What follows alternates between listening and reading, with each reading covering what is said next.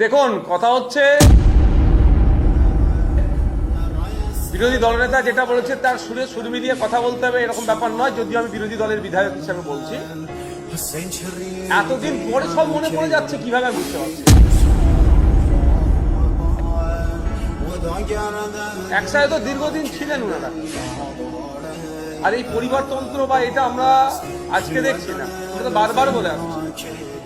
সেই সময় বা 4ঠা মে 2026-এর আগের দিন পর্যন্ত একটা শব্দ তাদের মুখ থেকে পাইনি আমরা।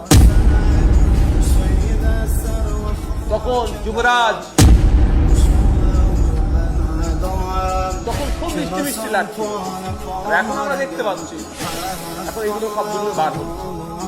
আমি টু বি ফ্র্যাঙ্ক একটা কথা বলি সাধারণ মানুষের উদ্দেশ্যে, সব থেকে বড় কথা, ওই সমস্ত ভালো আর খারাপ তৃণমূলকে যারা ভোটে জিতিয়েছেন, আপনারা কাকে জিতিয়েছেন একটু ভাবুন।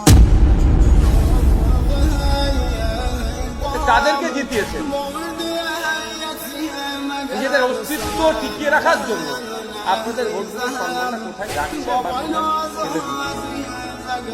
দেখুন, কে কোন গ্রুপে যাবে সেটা আমি ডিসাইড করে দিতে পারি না, এটা তাদের সম্পূর্ণ ব্যক্তিগত। তবে আমি একটা কথা বলতে পারি, আমি ওই বেশি তান্ত্রিক কথা আমি জানিও না বা বলিও না। হ্যাঁ, নীতি আদর্শের উপরে আমি অবিচল থাকি। যদি সত্যিকার অর্থে কেউ নীতি আদর্শ নিয়ে চলে তাহলে বলবো রিজাইন করুন। আপনি অমুক জায়গা থেকে দাঁড়িয়েছিলেন মমতা ব্যানার্জির ছবিকে সামনে রেখে, অভিষেক ব্যানার্জি দাঁড়িয়েছিলেন, রিজাইন করুন, আবার এখানে ভোটে দাঁড়ান, এসে এখানে ভাষণবাজি করুন।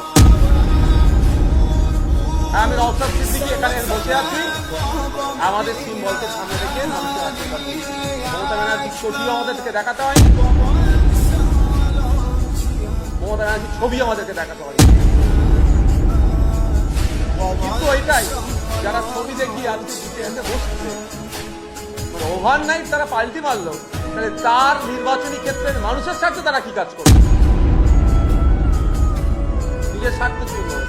আমি এখানে তৃণমূলের পালিত করতে আসছি না, কারণ তৃণমূলের ভবিষ্যৎ অনেক আগে আমি বলেছিলাম, যেদিন ক্ষমতাচ্যুত হবে তার পরের দিনে পতাকা বাঁধার লোক পাওয়া যাবে না।